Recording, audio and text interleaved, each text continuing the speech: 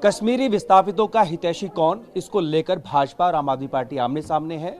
कल एक पत्र आया और कहा गया कि टीचर्स एसोसिएशन की तरफ से है, लेकिन आज आम आदमी पार्टी ने एक और पत्र जारी कर उस पत्र को फर्जी करार दिया है। मेरे साथ में सौरभ भारद्वाज जी हैं, मुख्य प्रवक्ता आम आदमी पार्टी के। आप कह रहे हैं कि वो लेटर फर्जी था।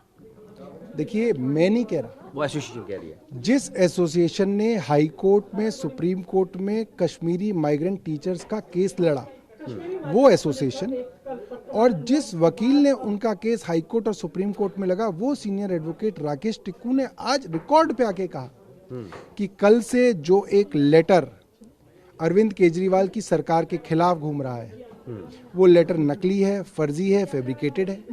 वो आदमी जिसका जिक्र किया जा रहा है, दिलीप भान, वो आदमी कौन है वो उसको भी नहीं जानते।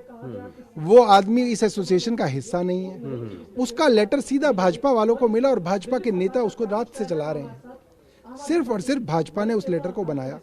दो चीजें हैं, अगर कश्मीरी माइग्रेंट्स को अपना हक मिला तो वो इस वजह से मिला क्योंकि दिल्ली की चुनी हुई सरकार ने 2017 में कैबिनेट नोट पास किया। कैबिनेट में डिसीजन लिया कि कश्मीरी माइग्रेंट्स को उनका हक मिलना चाहिए। उसका लेटर में जिक्र भी है। दूसरी बात, उस लेटर के खिलाफ और उन लोगों की रेगुलराइजेशन के खिलाफ कौन कोर्ट जाता रहा? एलजी साहब जाते रहे और एलजी साहब के वकील जाते रहे।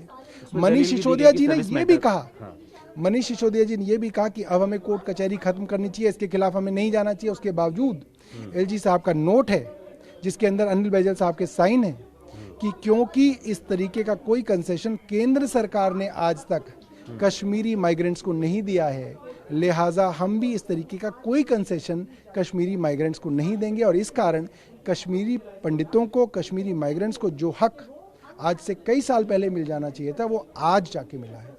इनकी वजह से, भाजपा की वजह से, एलजी साहब की वजह से और इनकी केंद्र सरकार की वजह से। आपने ये भी दावा किया है कि उस फैसले के बावजूद आपने तो उनके एरियाज दे दिए, लेकिन दिल्ली नगर निगम में अभी भी स्थिति वैसी बनी हुई है शिक्षकों के लिए। देखिए, अंततः जो सुप्रीम कोर्ट में फैसला हुआ उसके अंदर दिल्ली सरकार और एमसीडी दोनों को आदेश दिया गया, आप इन लोगों को रेगुलराइज करके इनको एरियर्स दें। दिल्ली सरकार ने तुरंत एरियर्स दे दिए और लाखों रुपए टीचर्स के अकाउंट में पहुंच गए। आज तक की तारीख में एमसीडी ने एक भी कश्मीरी माइग्रेंट टीचर को उसके एरियर नहीं दिए। वो आज भी इनके नेताओं की और एमसीडी के दफ्तरों के अंदर धक्के खा रहे हैं। आप कह रहे हैं कि एसोसिएशन कह रही है कि दिलीप भान का लेटर फर्जी था, उसके पीछे कौन है फिर?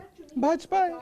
देखिए, एक बात तो ये, एक लेटर बना, वो प्रेस में नहीं गया, वो सीधा भाजपा के मेंबर ऑफ पार्लियामेंट के पास है। भाजपा के आईटी सेल ट्विटर पे चला रहा है। ऐसा कौन है? वो आदमी कभी सामने आया नहीं, वो आदमी एसोसिएशन का हिस्सा नहीं है, तो पूरा का पूरा फैब्रिकेटेड है। बीजेपी के आईटी सेल ने ये काम किया है। अब आम आदमी पार्टी का अगला कदम क्या होगा? क्योंकि 420 के मामले में केस दर्ज कराने की बात होगी, जांच की। दिल्ली पुलिस से हमें कोई उम्मीद नहीं है। दिल्ली पुलिस ने आज तक कुछ नहीं किया, तो अब हम क्यों अपना समय खराब करें दिल्ली पुलिस के पास जाने के लिए? भाजपा एक्सपोज हो गई, हमारे लिए यही बहुत है। बिल्कुल। तो कश्मीर फाइल्स मूवी से जो विवाद शुरू हुआ था, अब इस बात पर अड़ गया है कि आखिर में कश्मीरी विस्थापितों का हितैषी कौन है। एक लेटर जारी हुआ, उसमें कहा गया कि दिल्ली सरकार की तरफ से जो कश्मीरी शिक्षक थे उनको पक्का करने में अड़चनें पैदा की गई। तो एक लेटर और आया है जिसको आम आदमी पार्टी ने सामने रखा और कहा है कि वो लेटर फर्जी था और उसके लिए साफ तौर पर जिम्मेदार ठहरा है भाजपा को। मस्तान के साथ जितेंद्र भाटी ने भारतवर्ष दिल्ली। देश बनता है अपने नागरिकों से, ऐसे नागरिक जो अधिकार के साथ कर्तव्य पर भी ध्यान दें, जो सच्चाई का आदर करें लेकिन असत्य से लड़ना भी सीखें, जो सिर्फ जानकार न बने बल्कि जागरूक भी रहें। इस काम में TV9 डिजिटल है आपका मददगार लगातार, ताकि आप भीड़ का हिस्सा न बने बल्कि राह दिखाएं भीड़ को। देखते रहिए TV9 डिजिटल।